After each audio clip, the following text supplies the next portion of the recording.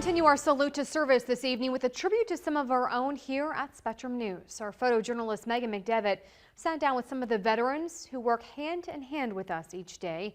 Their mission still to serve you. Here's their story.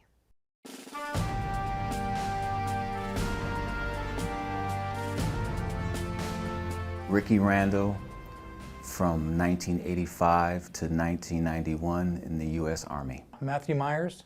I served 11 years in the Navy and 9 years in the Army. I had a buddy that talked me into it.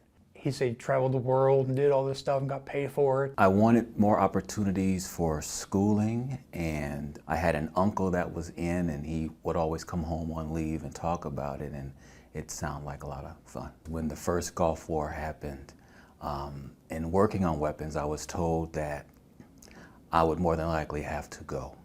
I was stationed in Germany at the time, and they told me to call my mother and just let her know that things are getting kind of hot over there. And the hardest thing was to have to call her and tell her that this thing is really about to happen. She was fine with it, and she told me that she was proud of me, and she had all confidence that I would make it back.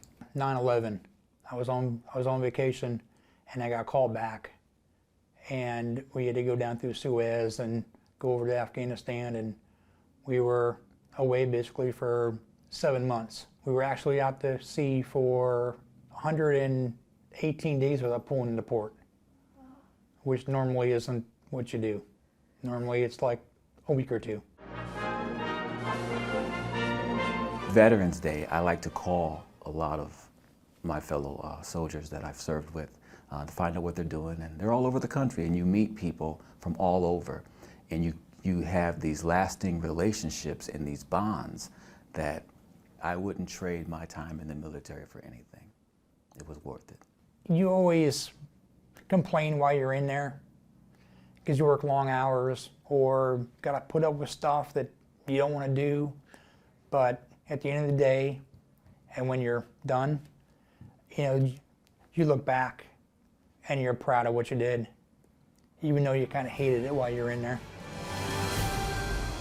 Spectrum News salutes you and all of those who've served. You'll hear from more of our proud veterans throughout the day as they relive some of the highs and lows during their time serving in our armed forces.